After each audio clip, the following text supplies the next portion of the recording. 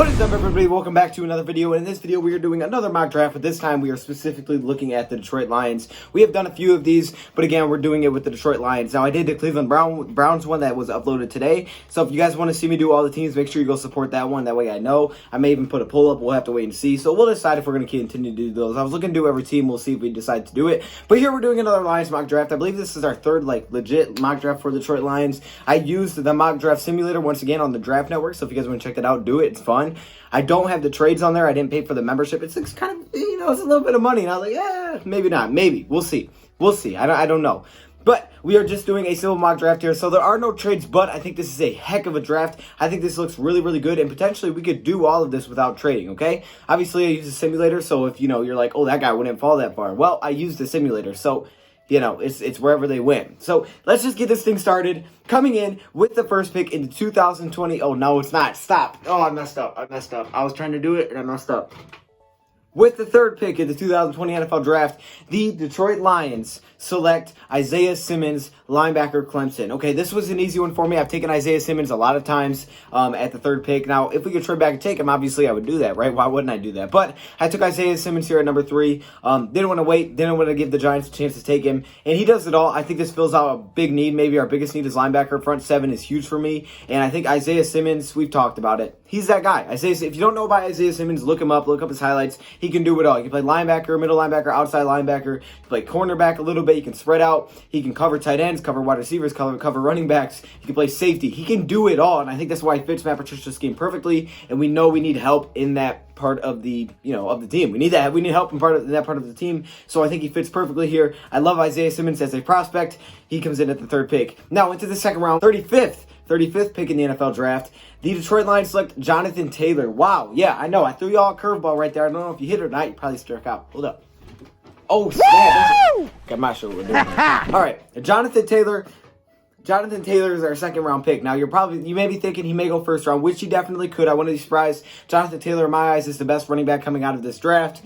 He's had consistently over 2,000 yards rushing. I think he's the most well-rounded running back. Now, there's definitely other guys up there. I think Dobbins is really awesome too. But for me, Jonathan Taylor's the best. And in my mock, he fell to me. And I was really considering maybe I should take him. And I did. I'm looking at this as now we're getting our go-to guy, potentially our workhorse, which Darrell Bevell likes to run the football. And, take a little bit of pressure off Matthew Stafford. Maybe he won't get hit as often if you could run the ball. And obviously he starts at the offensive line. But Jonathan Taylor is a talent that I didn't think I could pass on. I think this dude, I just really think he's super, super good. And I think he's going to be outstanding in the NFL. And I really couldn't pass up on him. So a little bit of a curveball, but we get a running back for the future and for the now. Our number 1 running back now is Jonathan Taylor. Hopping in, and that means we could potentially trade somebody. So we could potentially trade Carry-On, keep Bo back there, keep Ty Johnson, and then that's your mix. It's up to you.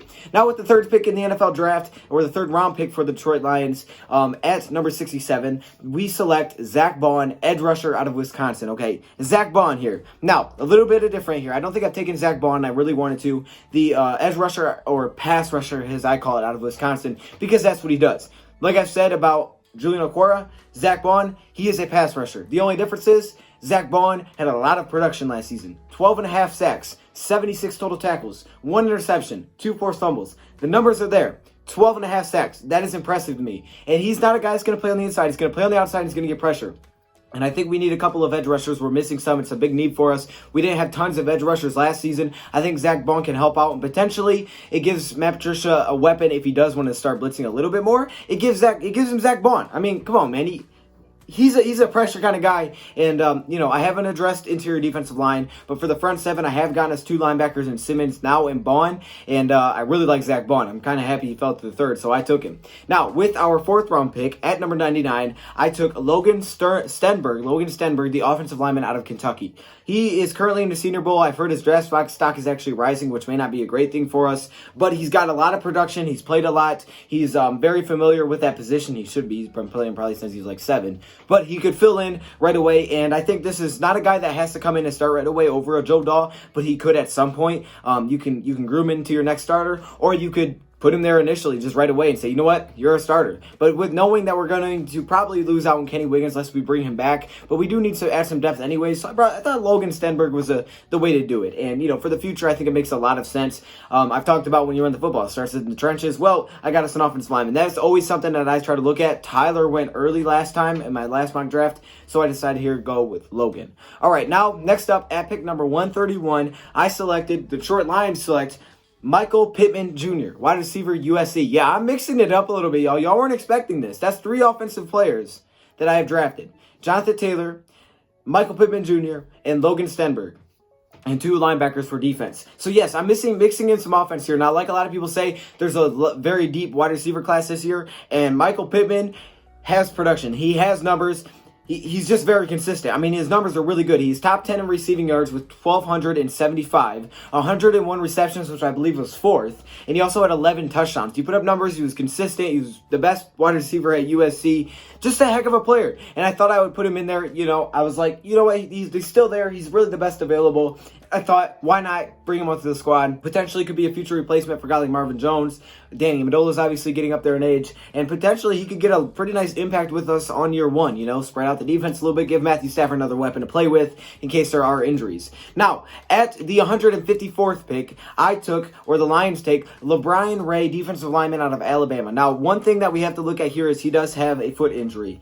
But that is probably the reason that he's going to fall this far. So I decided to take him. And now the reason I decided to take him is because he reminds me a little bit of the Austin Bryant situation where he didn't play a lot. But he can come in and still play. We'll see what his production will look like. Probably won't look super good. But I did need an interior defensive lineman, someone that could potentially grow into a starter. This is kind of a depth pick for now. But what I decided to do here was fill out most of the other positions.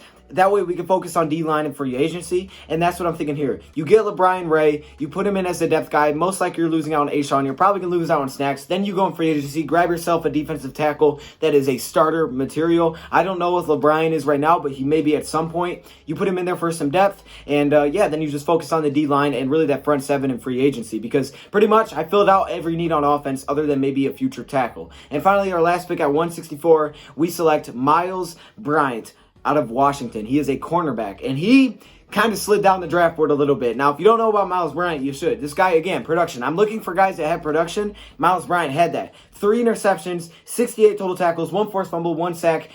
Hey, you know who else had 3 interceptions? Jeffrey Okudah. I'm not saying he's Okudah, but I'm just saying.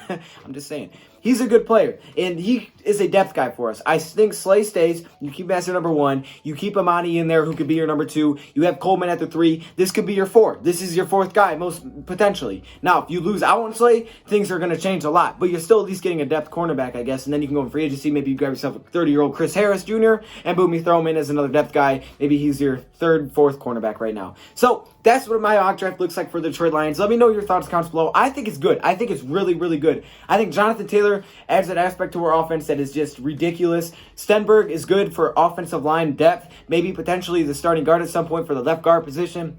Michael Pittman Jr. is a heck of a wide receiver. This dude, he's definition of production. I love it. And, he fell on the draft board. Isaiah Simmons, obviously help out the linebacker position. Biggest need, boom, get out of here. All right, next up, then we took Zach Baum. We get the pass rusher. We need some pass rushers. I think Zach Baum is one of those guys, add some depth. Then we get LeBron, who's a depth defensive lineman. And then you go on free agency, focus on the front 7, and bam! That's looking good to me. So there's my mock 3. There's my mock 3. There's my Lions mock draft 3.0. Let me hear your thoughts, comments below. That rhymed. Hold up. Thank you, Brett, for watching. And make sure you stay locked in community and subscribe to my other gaming channel, Dose of Gaming. And I'm out.